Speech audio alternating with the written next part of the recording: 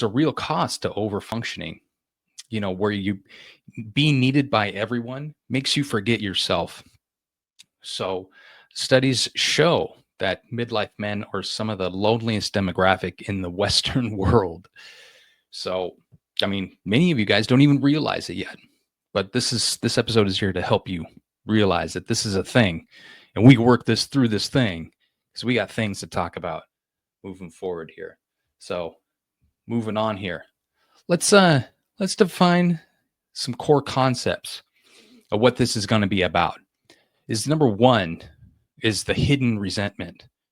The hidden resentment. This is like a subtle, unspoken bitterness that forms when a man constantly sacrifices his needs, his dreams, his authenticity for the sake of other people because no one really ever seems to care or notice. And it just builds slowly over time.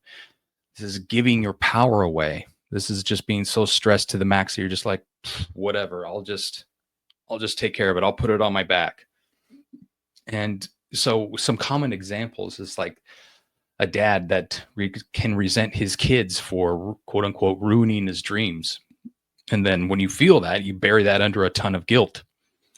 I myself have been guilty of that, or another life ago where I gave all my power away to someone else in their dreams. And that built that growing resentment. I just putting my creativity aside, and over time that just builds up into like snapping back at the kids because they cause you more stress, and then that leads to even more shame. Other examples, like a husband that snaps at his wife for the small things because he feels emotionally unseen, just like a doer instead of someone who is feeling and really living life and doing the best that he can as being that provider. Another thing is like a team leader who resents his job and then coworkers because you really feel trapped by a paycheck. It might be you might be at a really good paying career and you got like those golden handcuffs on you, and you feel like you're stuck. You make a good income. You might be paycheck to make paycheck still because you have all the things and the cars, the mortgage, and all of that sort of stuff. And that can make you feel stuck, like you can't get out of the thing. And that causes an immense amounts of stress.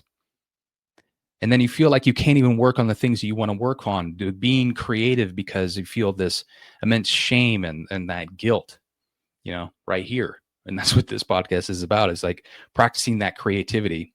It's your birthright. It's not some luxury. So not getting to yourself,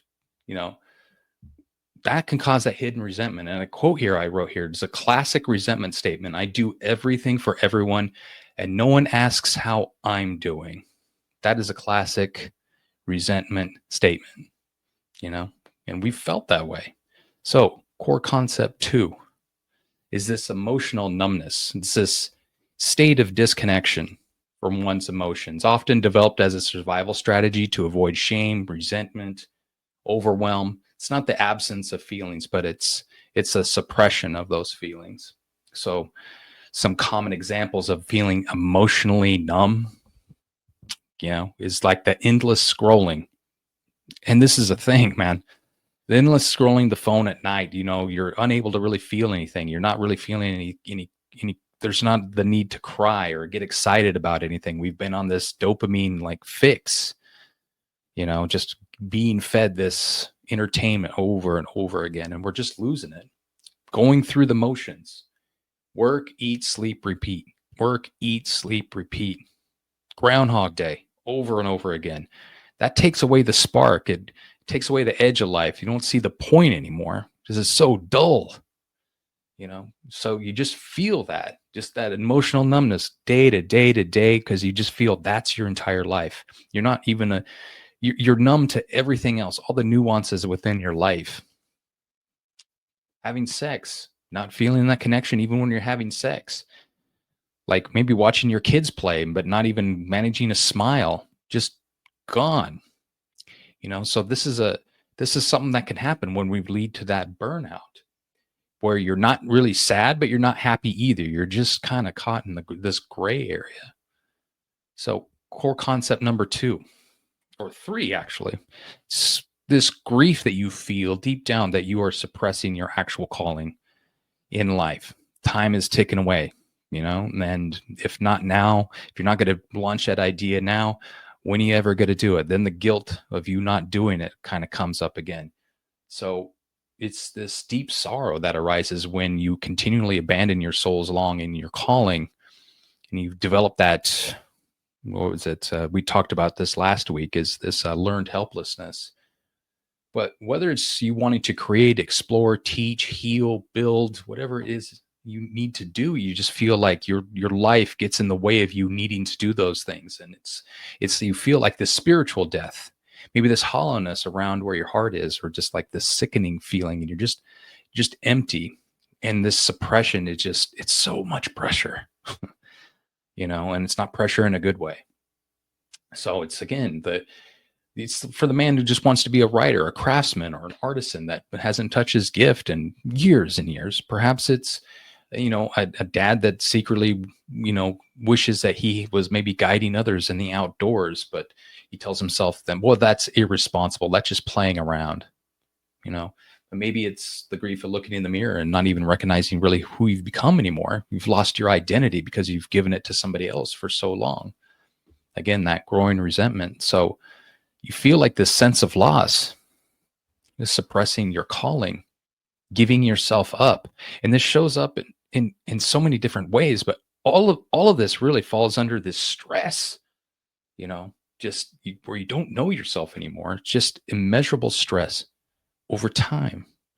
So getting into our first segment here too, just want to look deeper into like this, the prison of the provider. Now, and this title may be like upsetting to some of you, and for some of you out there that see this as a real gift, or if you take offense to this, I apologize here too. But this is, again, over time, this can feel like a prison we need to break out of. And a lot of times we feel shame if we dare ever call it a place where we're trapped or feeling like a prison in our day-to-day life. Common beliefs like, look, if I just make enough money, then my family's going to be okay.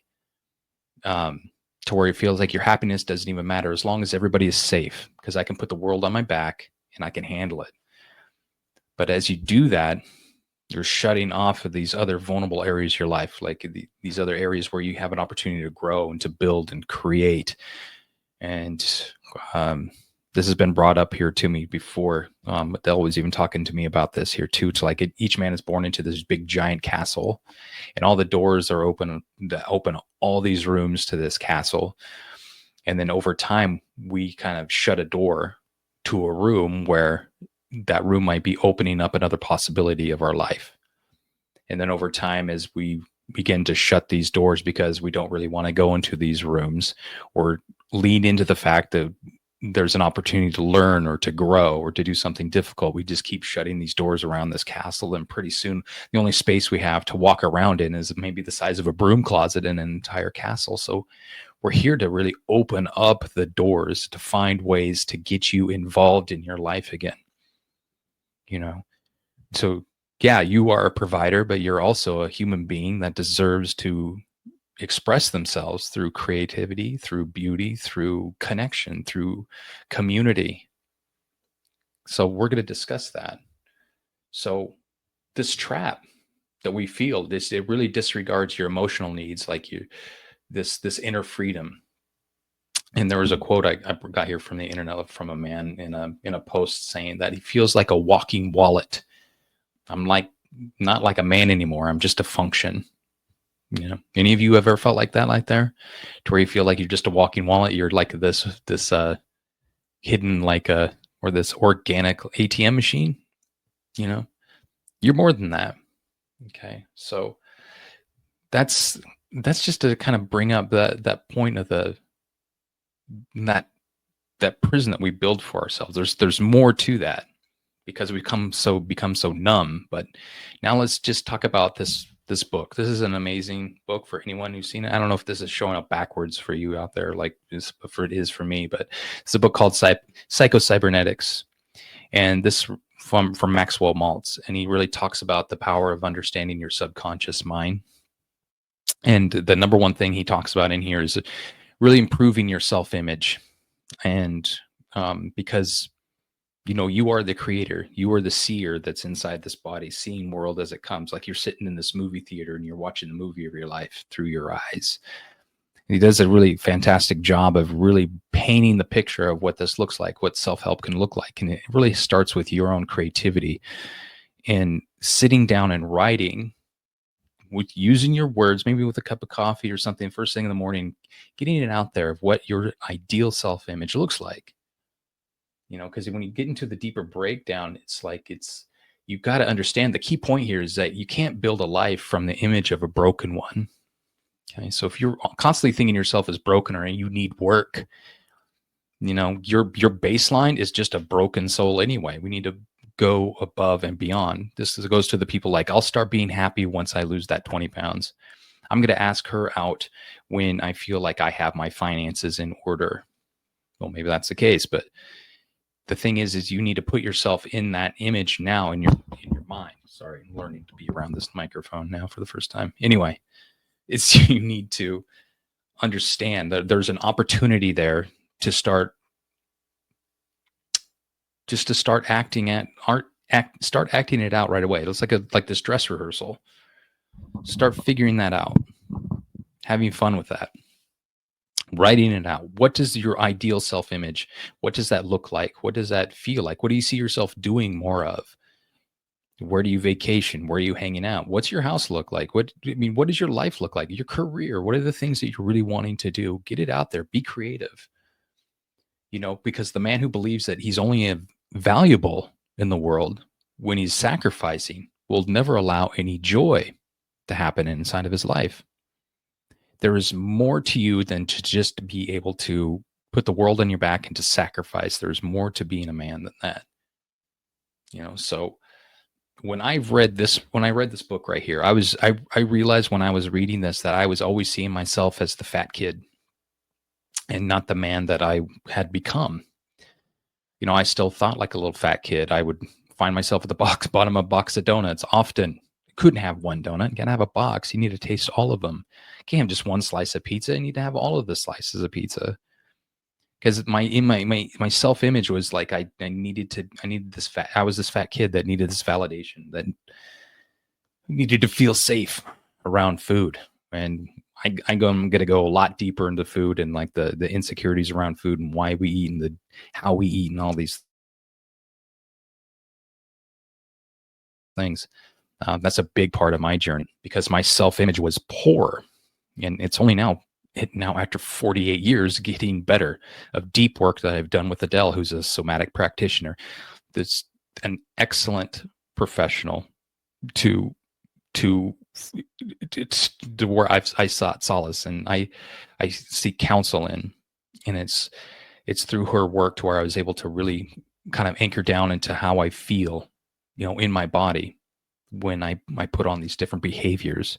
And I've learned to titrate into difficult things, to sit with difficulty, to soothe myself when I was feeling overwhelmed, paying attention to those body cues.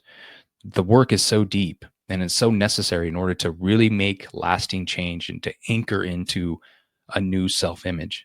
And so it does take more than just writing it out. It takes writing it out and then acting it out and then becoming that part. And then eventually your subconscious behaviors start to mimic and match up to that identity that you've had kind of naturally, to where it takes less willpower to make that change happen because you're moving in alignment with what that self-image is, what the North Star is. So it becomes easier to have these practices and to practice these practices. So anyway, again, what does that fulfilled father role look like to you? What does it sound like? What does his tone sound like with the kids? How does he react when something difficult comes up? When something fun comes up?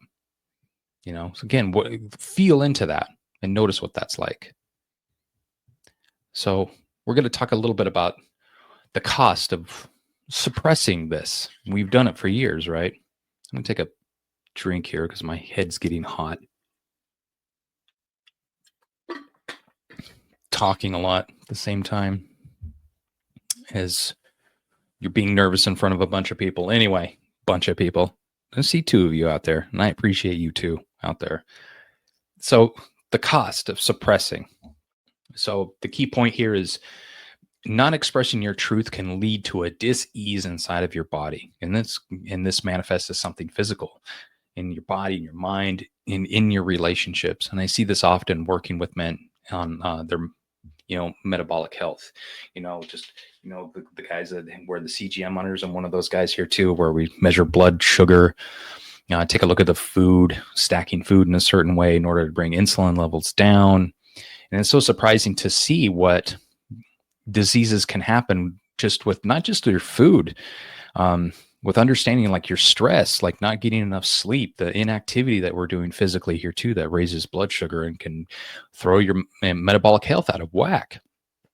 So if we're not really living our lives and we're suppressing these people that we want to become, the person who you truly are, that leads to that stress, that leads to you not being able to sleep at night, feeling down about yourself, to where you're not moving as much, you're not really celebrating movement, to where you're making poor food choices based on just you wanting to taste something rather than saying, is this food going to nourish my body, my soul, or is this food just nourishing and numbing, like my need to numb and to feel pleasure?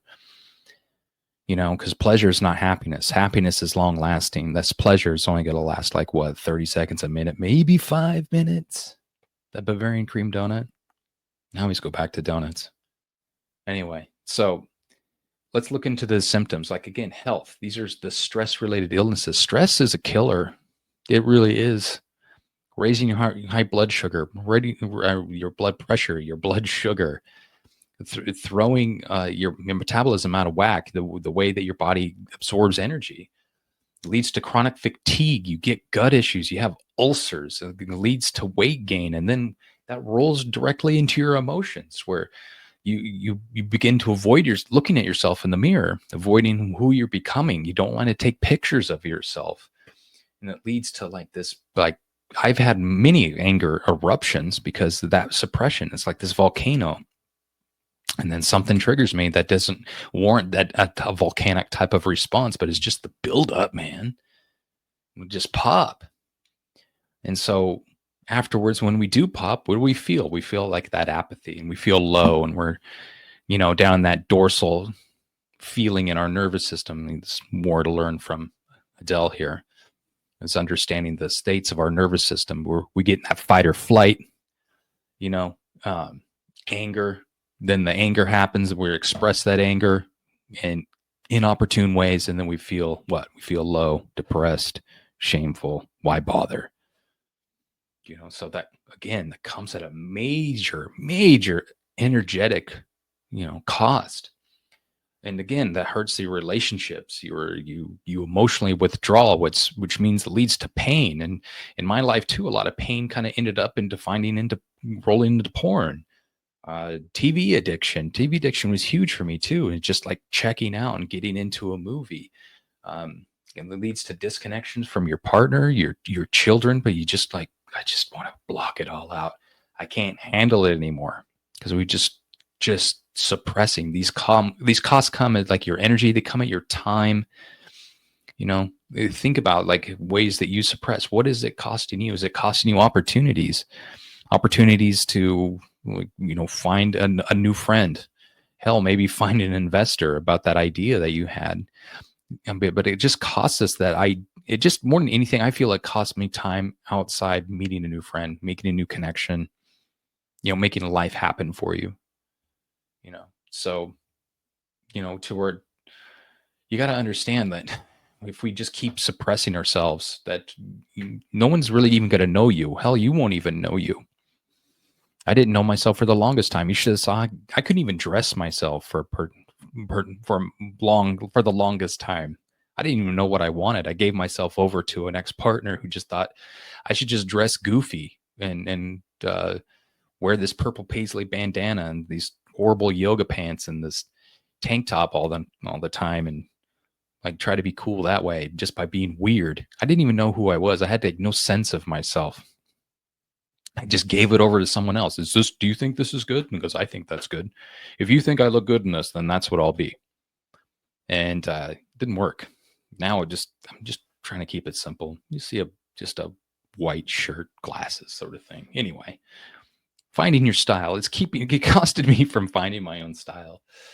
So it's like you're slowly disappearing. Like you've seen Back to the Future, man. Like, when Marty's had the picture in his hand, the picture of him and his brother and his sister all vanishing when, like when maybe he was making out with his mom at the time.